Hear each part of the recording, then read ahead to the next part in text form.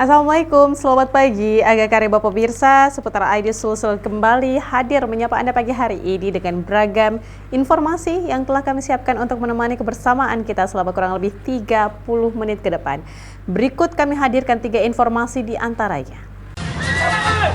Pergoki istri selingkuh, seorang suami babak belur dikeroyok 4 rekanan selingkuhannya.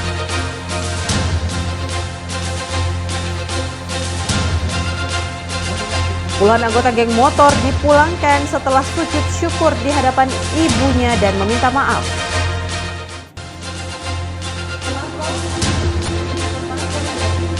Wali Kota Makassar, Muhammad Ramdan Pomanto, terus lakukan pengecekan dan kunjungi lorong wisata. Ya pemirsa, selain cuplikan tadi kami juga akan hadirkan informasi lainnya untuk Anda. Bersama saya Nana Jamal, inilah seputar ID Sulsel selengkapnya.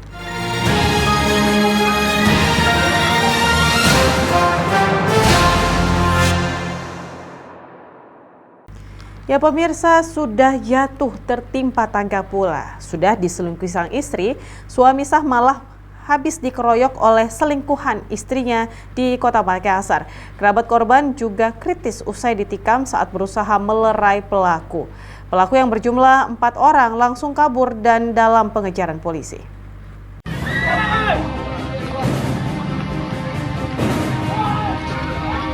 Inilah rekaman amatir saat kedua korban dikeroyok oleh 4 pelaku di Jalan Tanjung Alang 2, Kecamatan Mamajang, Kota Makassar.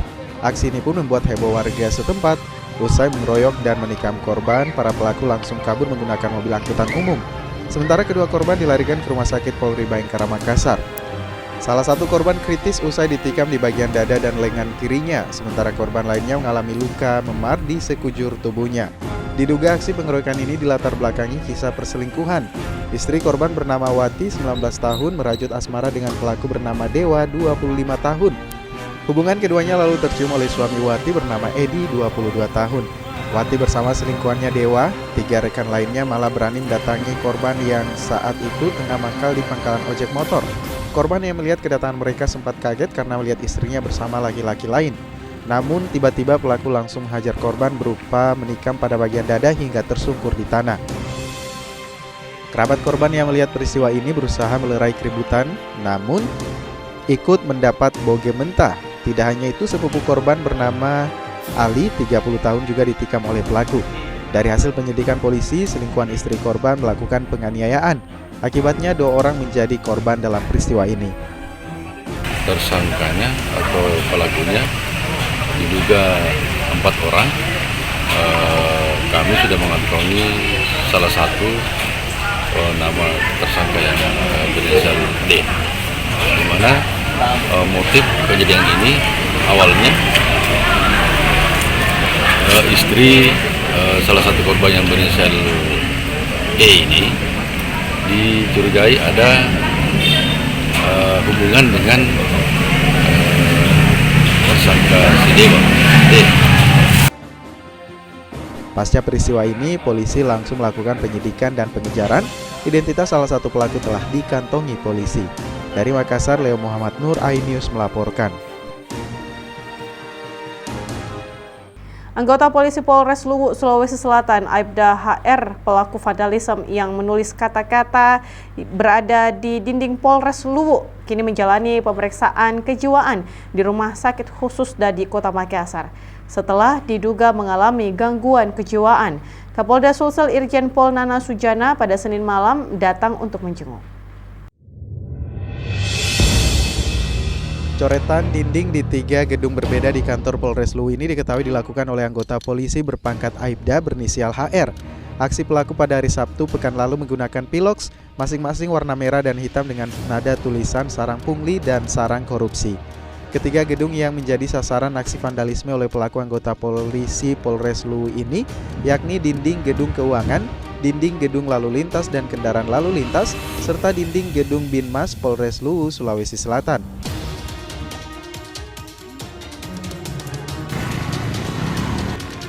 Polda Sulawesi Selatan yang melakukan penyidikan melalui bidang propam sejauh ini telah mengamankan pelaku vandalisme. Saat ini juga pelaku yang menjalani pemeriksaan kejiwaan di Rumah Sakit Khusus Dadi Kota Makassar, Sulawesi Selatan langsung dirawat karena diduga mengalami gangguan kejiwaan. Kapolda Sulsel Irjen Pol Nana Sujana pada Senin malam menjenguk anggota polisi Polres Luwu. Pelaku vandalisme ini Aibda HR di Rumah Sakit Khusus dari Kota Makassar yang saat ini menjalani observasi di salah satu ruangan. Nah, dari hasil penelusuran rekam jejak, memang beberapa kali bahwa yang ketika apel ini ada ada gangguan kejiwaan atau depresi dari yang bersangkutan.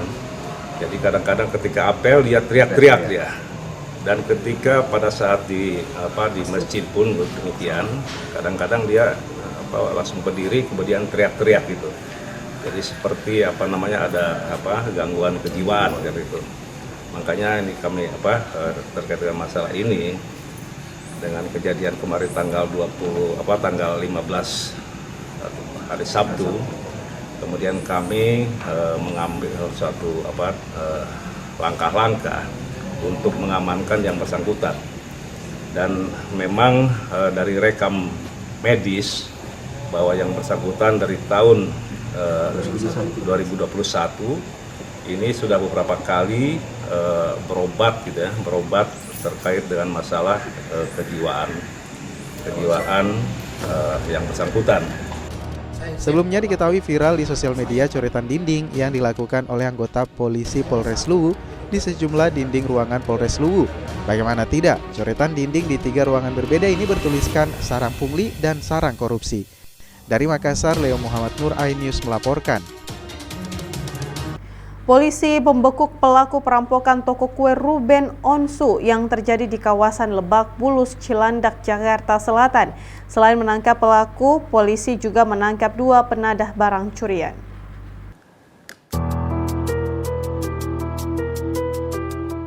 HA alias Apri pelaku pencurian dengan pemberatan di toko kue milik Ruben Onsu di kawasan Karangtengah, Lebak Bulus, Jakarta Selatan beberapa waktu yang lalu, akhirnya diringkus Satreskrim Polres Metro Jakarta Selatan. HA diringkus di sebuah rumah kontrakan di kawasan Ciputat Timur, Tangerang Selatan. Tak hanya pelaku, polisi yang melakukan pengembangan juga meringkus 2 orang yang berperan sebagai penadah barang hasil curian. Kami rilis salah satunya adalah berinisial HA, berumur kurang lebih 27 tahun. Ini perannya ialah membongkar ataupun membobol toko tersebut dan mengambil barang milik korban. Setelah saya datang ke Polres Jakarta ini sebagai saksi dari korban di mana melengkapi data-data semuanya dan sudah selesai. Terima kasih sekali lagi untuk semuanya, termasuk Polres Jakarta Selatan. Terima kasih banget. Walaupun beberapa barang bukti sudah dijual oleh pelaku, namun masih tersisa beberapa barang curian yang ada di tangan pelaku seperti laptop. Sejumlah barang bukti lain seperti jaket, helm dan linggis yang digunakan pelaku saat beraksi juga turut diamankan petugas. Atas perbuatannya, komplotan pelaku pencurian dijerat pasal 363 dan pasal 480 KUHP dengan ancaman 7 dan 4 tahun penjara. Dari Jakarta, Hilmi Sajangbati, iNews melaporkan. Pemirsa, seorang suami tega membakar istrinya sendiri di Jalan Mawat Tugu Utara, Kota Jakarta Utara. Sang suami membakar istrinya karena sering mengalami kekerasan dalam rumah tangga. Petugas kepolisian memasang garis polisi di sebuah rumah kontrakan di Jalan Mawar Tugu Utara, Koja, Jakarta Utara yang hangus terbakar Minggu dini hari. Kebakaran diakibatkan oleh ulah R, seorang pria yang membakar tubuh istrinya. Peristiwa berawal saat pelaku emosi lantaran istrinya minta dicerai karena sering mengalami kekerasan fisik saat tinggal di Brebes, Jawa Tengah. Korban tak lagi sanggup hidup serumah dengan pelaku, lalu kabur ke rumah orang tuanya. Pelaku kemudian datang menyusul korban hingga akhirnya peristiwa pembakaran berakhir dengan 4 orang mengalami luka bakar serius. Luka bakar yang dialami korban cukup parah hingga 80% di sekujur tubuhnya. Sementara kedua orang tua korban mengalami luka bakar sekitar 50%. Termasuk pelaku yang juga mengalami luka bakar di atas 50%. Pelaku sempat akan melarikan diri, namun berhasil ditangkap oleh warga sekitar. Suami istri Pak ya? Suami istri. Dia mau cerai katanya. Itu mau cerai udah sempat tak mau tanda tangan. Sebelum itu ada pengancaman dari lewat HP. Awas kamu, nanti saya siram bensin kamu. Korban menjalani perawatan intensif di Rumah Sakit Cipto Mangunkusumo. Pelaku terancam dengan sanksi penjara 15 hingga 20 tahun. Dari Jakarta, Fedra Kurniawan, iNews melaporkan.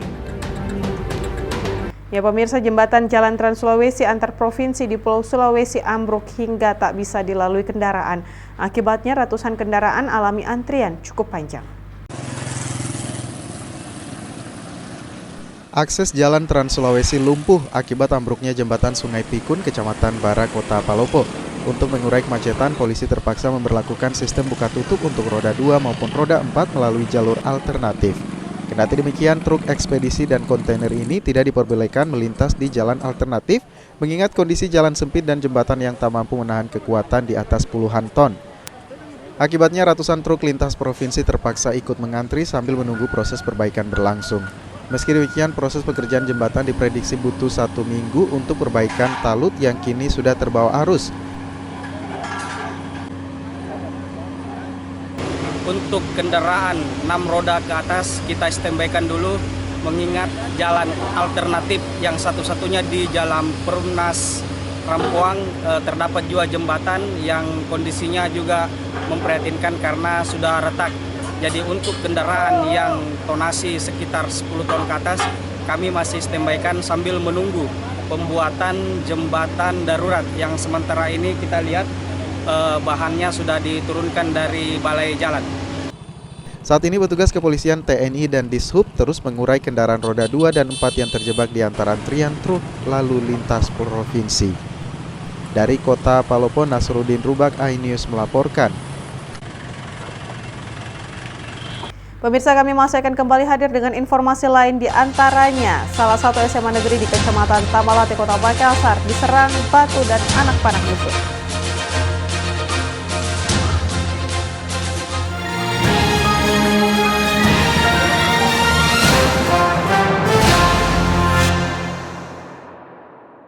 Dan cobalah mari kita semua saling menyayangi dan saling berbagi, dan bersama untuk hadapi bencana, kelak sambut pagi dan cerah mentari.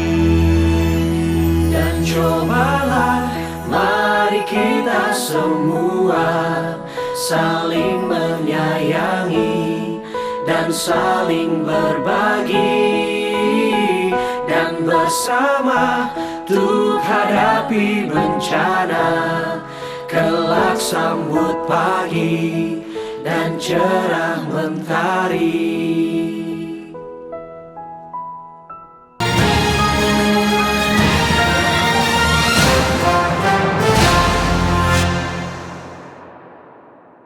Ya pemirsa, terima kasih Anda masih bersama kami.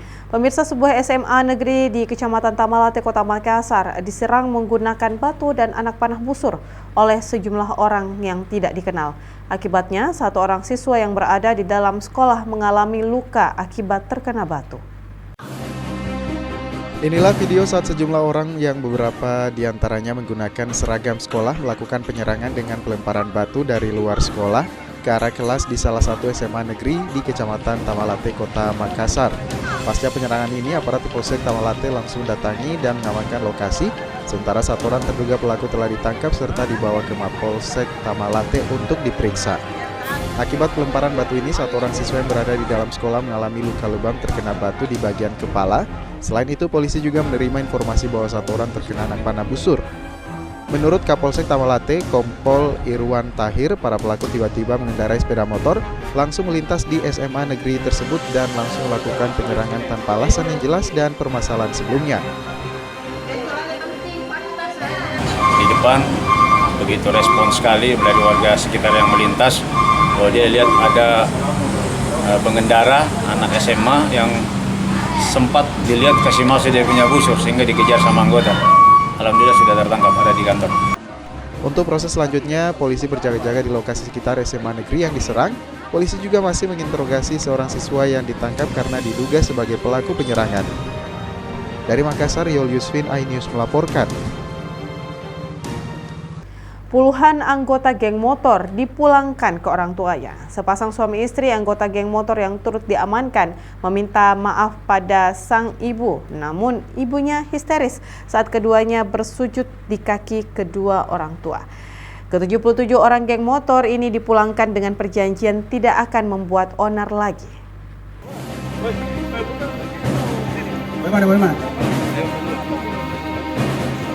Bersab. Inilah puluhan anggota geng motor yang ditangkap di Jalan Inspeksi Kanal di Jalan Pabaeng-Baeng, Kota Makassar pada malam Minggu lalu.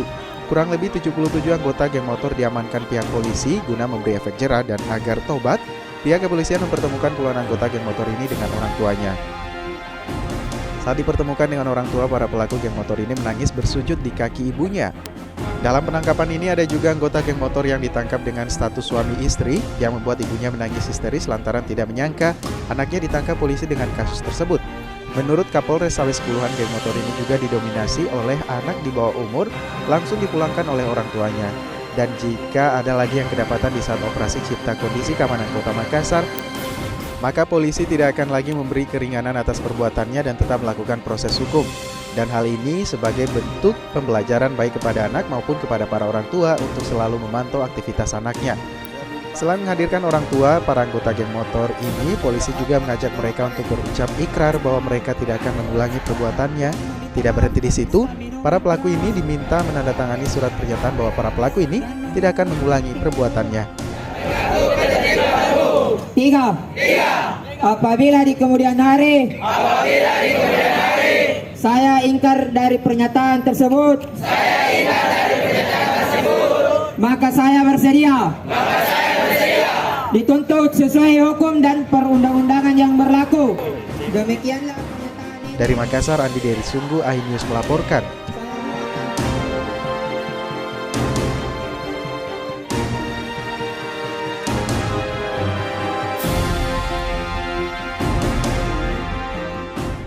Kita beralih ke informasi lain, pemirsa. Proses verifikasi faktual yang dilakukan oleh Komisi Pemilihan Umum Daerah bersama pihak Bawaslu Maros.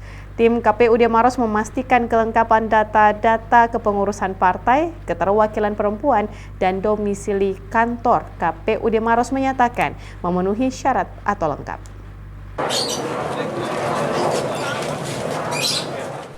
Tim Komisi Pemilihan Umum Daerah Maros mendatangi kantor DPD Partai Perindo yang terletak di Kelurahan Bontoa, Kecamatan Mandai, Kabupaten Maros.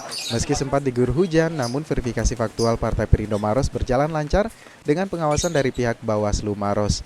Dalam proses verifikasi faktual ini, tim KPUD Maros melakukan pengecekan terhadap kelengkapan data pengurusan, perwakilan perempuan dan domisili kantor DPD Partai Perindo di daerah Kabupaten Maros.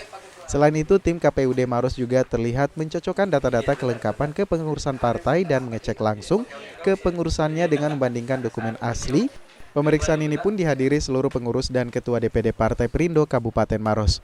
Pemeriksaan yang dilakukan oleh petugas KPUD Maros ini merupakan salah satu kelengkapan partai agar bisa menjadi peserta dalam proses pemilihan umum 2024 mendatang. Dari hasil pemeriksaan verifikasi faktual ini tidak ditemukan kendala dan telah dinyatakan memenuhi syarat atau lengkap. 0001. Beberapa kepengurusan itu yang kami memfaktualkan ada 3 pengurus, keterwakilan perempuan dan domisili kantor. Jadi pengurus itu KSB-nya, ketua, sekretaris, bendahara. Tadi ya memenuhi syarat. Artinya sudah lengkap semua ya? Lengkap. Oh. Pak, untuk pengumumannya sendiri kapan Pak? Untuk di tanggal 4. Tanggal 4 ya Pak. Selain Partai Perindo, ada beberapa partai lagi Pak di Maros ini Pak? Ini hari khusus di Maros ada 9 partai yang kami verifikasi faktual untuk kepengurusan.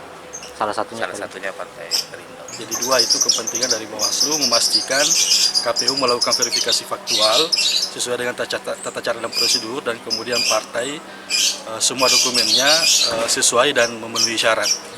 Tapi kalau untuk Bawaslu sendiri, untuk Perindo ini gimana Kak? Apakah ada terkendala atau gimana dari lihat? Sejauh tadi pengawasan kita, itu kita melihat beberapa dokumen dan kita juga sudah rekam dalam bentuk foto, dan ini kemudian yang kami akan jadikan bahan analisa kembali dengan tim pengawasan yang lain di Bawaslu dan kalaupun ada hal-hal yang mungkin menjanggal dan segala macam itu tetap kita lakukan konfirmasi. Hari ini kita telah kedatangan dari KPUD Kabupaten Maros dan Bawaslu Kabupaten Maros untuk memverifikasi Perindo DPD Maros untuk kepengurusan faktual, dan alhamdulillah hari ini kita dinyatakan MS memenuhi syarat.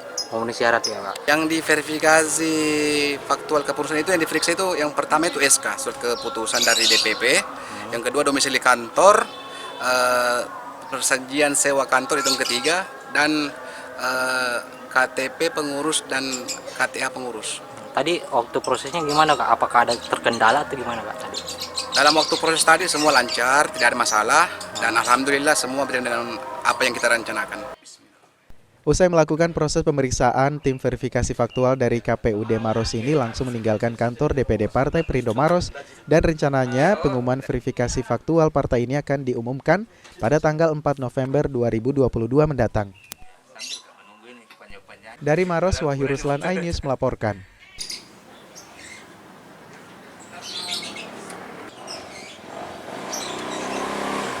Dewan Pimpinan Daerah Partai Perindo Kota Makassar dipastikan lolos dalam verifikasi faktual oleh KPU bersama Bawaslu Makassar. Seluruh data kepengurusan dan kantorisasi DPD Perindo Kota Makassar dinyatakan sesuai dengan data dalam Sistem Informasi Partai Politik Sipol KPU RI.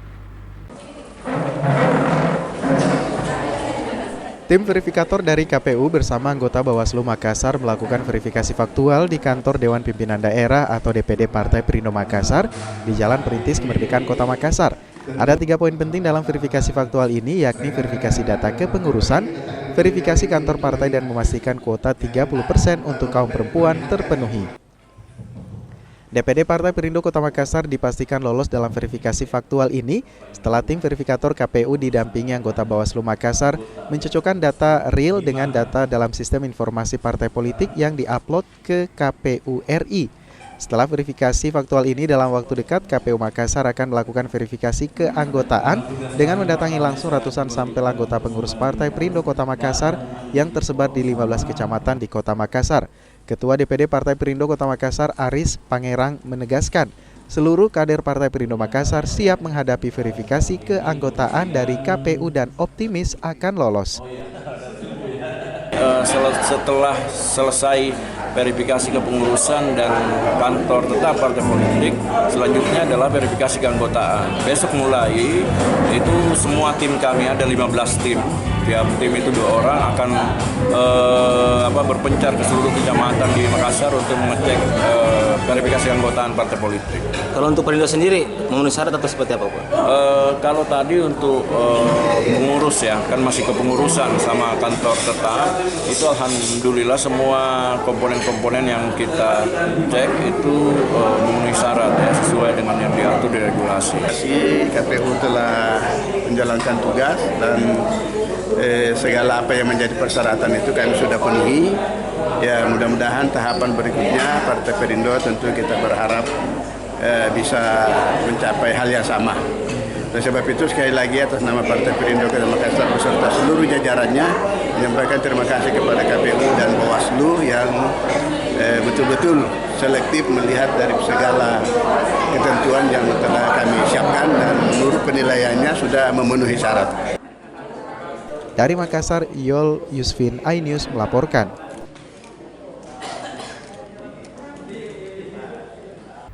Wali Kota Makassar Muhammad Ramdan Pomanto terus melakukan pengecekan program lorong wisata di Kota Makassar.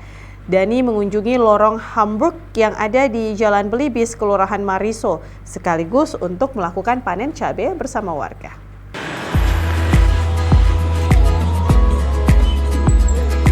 Dengan mengendarai ojek online yang diperingati setiap hari Selasa di Kota Makassar, Wali Kota Makassar Muhammad Ramdan Pomanto mengunjungi lorong wisata Hamburg, Jalan Belibis, Kelurahan Mariso, Kecamatan Mariso, Kota Makassar. Wali Kota Makassar disambut oleh aparat pemerintah beserta tokoh masyarakat dan warga setempat.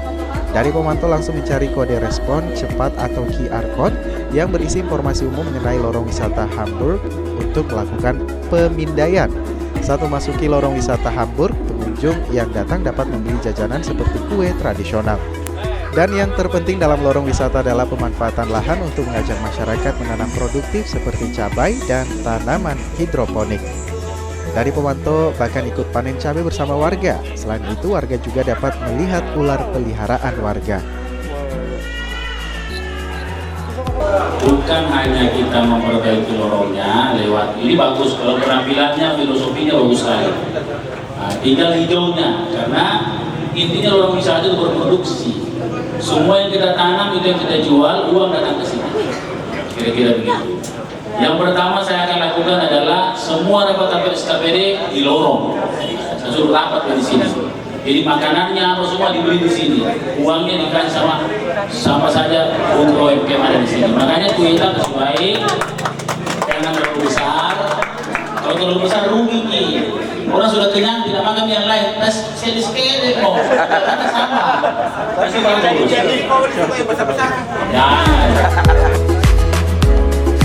Lorong wisata Hamburg ini dibangun dengan swadaya masyarakat dan berkat dorongan pemerintah Kota Makassar.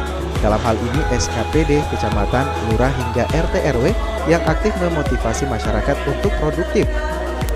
Wali Kota Makassar menghimbau kepada masyarakat agar lorong wisata lebih hijau membudidayakan tanaman menjadi kebutuhan masyarakat sehingga hasilnya bisa diolah untuk meningkatkan ekonomi warga. Dari Makassar, tim liputan iNews melaporkan.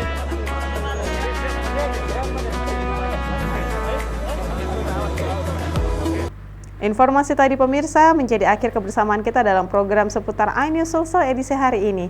Tetaplah bersama kami untuk menyaksikan program menarik kami lainnya hanya di RCTI. Saya Nana Jamal, terima kasih telah menyaksikan. Jaga selalu kesehatan Anda. Sampai jumpa. Salam, kita pada salamat.